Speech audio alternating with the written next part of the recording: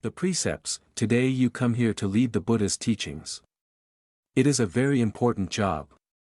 Thanks to the ordination, we become a true Buddhist, benefiting ourselves, benefiting others, benefiting all sentient beings, and making Buddhism lasting in the world.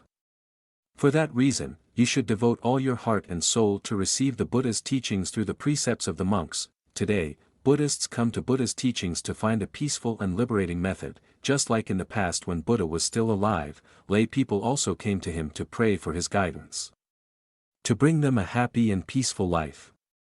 The Anguttara Nikaya records that, one day, a lay disciple named Digajanu went to the world-honored one. Paid homage and said, "World-honored one, we are householders, still enjoying life. Desires, living in bondage to his wife and children, using perfumes, flowers, and wax, receiving gold and silver. World-honored one, please teach the Dharma to people like us, preach it in such a way that these Dharma bring us happiness and peace in the present and happiness and peace in the future." Today, the lay Buddhists who come here, although they do not say it clearly in their minds, probably also harbor a similar ambition, which is how to, as a lay person, still enjoy sensual pleasures. Have a happy and peaceful life right now and in the future. Although this businessman lived with worldly pleasures, he realized that material possessions only helped him live and did not help him be happy, in the midst of a full family, wife and children, full of fame and abundant property, but if the mind is still heavy with worries, fears, greed, hatred, and lust, then of course that life is not right. Is a peaceful life. May Buddha give you a method that will bring you lasting happiness. The layman also emphasized that while still enjoying sensual pleasures, he did not shave his hair and become a monk to live a life of renunciation like the bhikkhus. It was a very sincere and earnest question, and at the same time, it was also a touchstone. Buddhism, after all, is wonderful and wonderful, but is it of any benefit to the vast majority of people still struggling in the world? Or if you want to follow Buddha, do you have to separate from your family? Buddha's answer especially focuses on how the life of a lay person is. Buddha taught that person, layman, these four dharmas lead to present happiness, present peace for good men. How is 4, that is, 1, full of resourcefulness, 2, full protection, 3, make friends with goodness, 4, live in balance and harmony, 1, what is sufficient resourcefulness, full of resourcefulness, means that no matter what profession a lay person does, they need to be skillful, tirelessly diligent, able to think, understand the means, just enough to do and control themselves. Others do, too. What is adequate protection? Full protection means that the assets that have been harvested by diligence and resourcefulness, earned by legal sweat, must be carefully protected to avoid being taken away by the king. Taken away by thieves, burned by fire, swept away by water, and destroyed by spoiled children. These are very practical teachings, because being a lay person is not like becoming a monk to beg for alms to live, but also has many obligations to parents, wife and children, so it is necessary to have a legitimate career to create wealth. To do that, you need to be diligent and sophisticated in your work and career. If you are not diligent and resourceful, you will be drawn into illegal activities to make money. Once one's life is so unjust, the wealth gained through dishonest occupations will be confiscated by the king, so the way to preserve wealth from being taken away by the king is to have a legitimate career. But property that has been earned with such difficulty must be guarded against accidents such as water, fire, theft, and especially spoiled children. This is a very practical teaching. There are many rich families who, because they love their children so much, let them waste their wealth, not sparing themselves in gambling and drinking, thus harboring dishonest people who destroy property and harm the family, society, nation. Because once he has destroyed all his parents' property, he will go and destroy neighboring villages and harm everyone. Therefore, Buddha taught that if you have money, you need to protect it and not let it fall into the hands of spoiled children. This means that in addition to getting rich, you should also educate your children carefully. 3. What is being friends with goodness? Being friends with goodness means, in the place where you live, or in the town, if there are homeowners, or the owner's son, who is virtuous and full of faith, almsgiving, and wisdom, then you should get used to talking. Discuss with them. From those who have full faith, learn trust. From those who are full of virtue, learn virtue. From those who are full of alms, learn to give alms. From people full of wisdom, learn wisdom. This is making friends with goodness. The first two teachings teach creating material wealth and preserving it. This third thing is to teach about Dharma wealth, which is mental and spiritual wealth, so that the world does not laugh at rich people without conscience. Therefore, lay people must cultivate Buddhism to have language, actions, and thoughts consistent with the teachings, to become a noble personality. For, what is a balanced and harmonious life? Living in balance and harmony. After creating wealth, it is necessary to spend appropriately, meaning neither too wasteful nor too frugal. If the number of exports exceeds the number of imports, people spend too generously. They can easily go bankrupt and even lose their minds. On the contrary, if you are too stingy and do not dare to spend money, you will become a slave to wealth. The person who owns material wealth lives happily, but the person who is controlled by material things is a slave and miserable. Mastering material means if you need to consume it, then keep consuming it. If you don't need to consume it, then keep it. People who are controlled by wealth have money that they keep and do not dare to spend it on themselves, let alone their wives and children and good alms to outsiders. So, living a balanced life means neither being wasteful nor being stingy. Buddha taught 4 principles to live in harmony, which is to close 4 gateways to keep wealth from leaving. 1 is passion for sex, 2 is passion for alcohol, 3 is passion for gambling, and 4 is socializing with others. Evil. If those 4 doors are closed, property will not be lost in vain, and the homeowner will live happily and peacefully. And Buddha taught to make friends with good people, to cultivate faith, morality, generosity, and wisdom. These are the 4 things to live happily in the future. Buddhists take refuge in the 3 jewels to fully realize their faith. Today, Buddhists who claim to receive precepts are doing the second thing, being fully virtuous.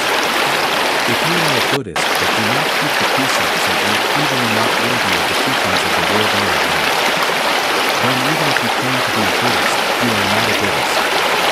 Therefore, having full morality is worthy of being a child of Buddha. Third, almsgiving.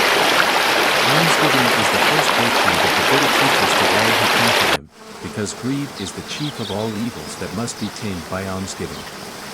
Giving is sharing material things, abilities, energy, knowledge, emotions, teachings, etc. everything you have that others don't have. A smile to someone who is scared is also almsgiving, sometimes with great effects.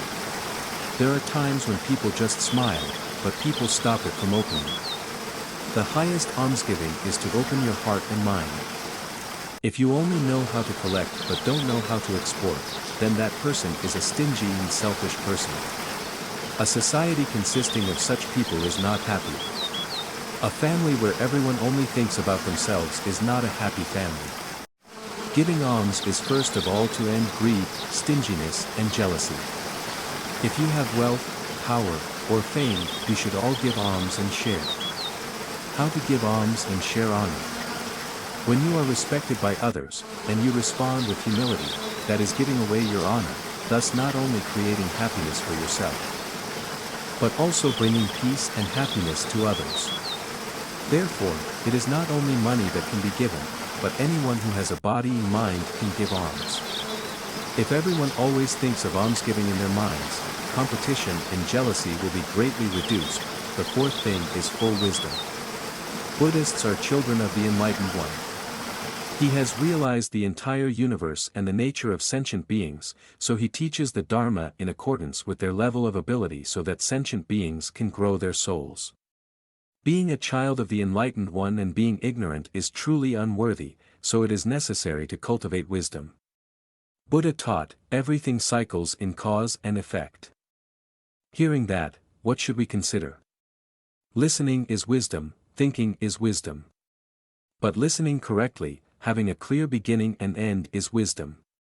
Some people come back from listening to the Dharma, and when someone asks, they can only answer, "It's very good, but I don't remember anything." So, we need to remember a little bit at a time, to think and then practice accordingly, that is, to practice wisdom. Only by practicing the teachings through personal experience can we fully understand Buddha's teachings, as in the old days, Buddha once walked in the middle of the fields. Venerable Ananda followed him. Suddenly he pointed to a bush and said, "Single snake, Ananda." Venerable Ananda looked at it and also said, "Great poisonous snake, world-honored one." By chance, a farmer was eavesdropping behind him, so he went in to see what was going on. He discovered a jar full of pure gold. He was extremely happy and said to himself, "It is rumored that the world-honored one is omniscient and knows everything." But here was the gold. He said it was a poisonous snake. He immediately carried the gold back, built houses, fields, carriages. The neighbors saw that he had been poor for a long time, worrying about what to eat every day. Tomorrow, when he suddenly became rich, he couldn't help but be suspicious and reported it to the Mandarin.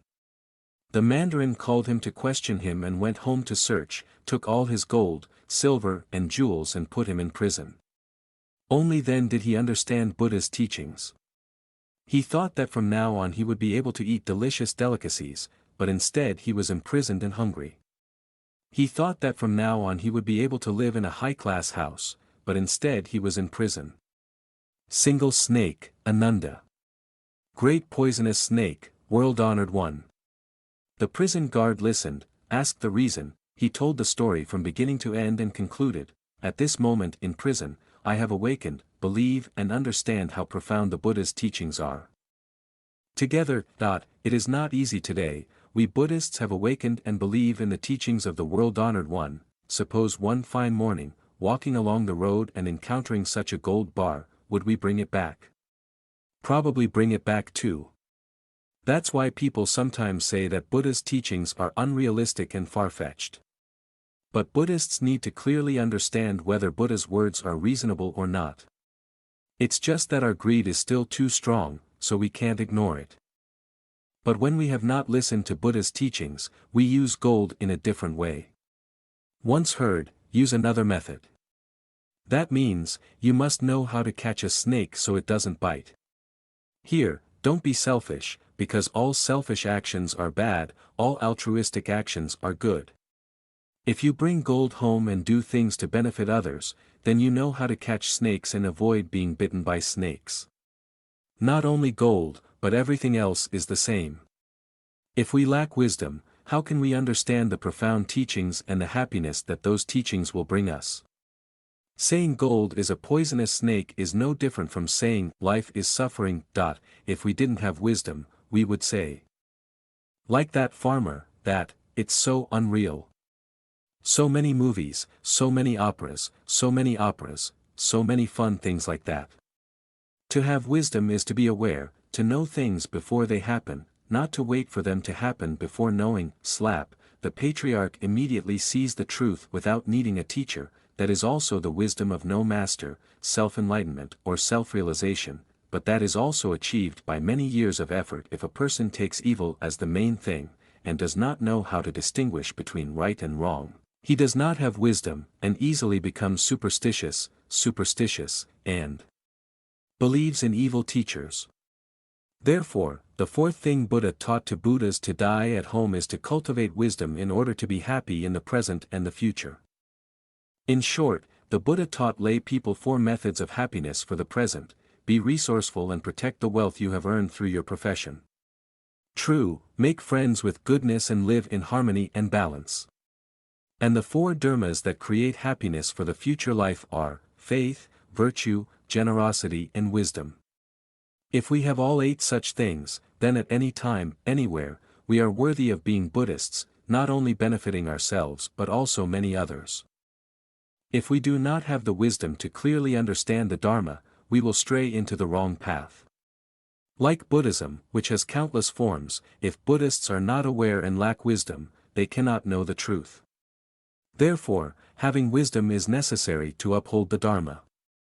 In the past, the sage Socrates asked and received a clear answer from a young man about places that taught him how to sew clothes, make shoes, and make hats, but when the sage asked him if he knew where to teach him how to be a human being, he didn't know. Bewildered. The shirt, shoes, and hat are luxurious, but they are not people. If you don't know how to be human, even if you have all those things, you won't be able to be human. If we learn the way to be human, then those shoes, those hats, those clothes can be called human. Today you come to receive precepts to learn the way of being human, the basis of all saints. That way includes the three virtues of compassion, wisdom, and courage, so the Buddha is revered as the great hero, great power, great compassion. I hope you will bring all your heart and soul to receive the Dharma. Pleasure based on desire and pleasure is suffering. Suffering in order to practice suffering turns happiness into happiness. Thank you for spending your valuable time on my channel Journey to Enlightenment. Wishing you a very peaceful and happy day. Don't forget to click like and subscribe to my support channel. See you in the next video.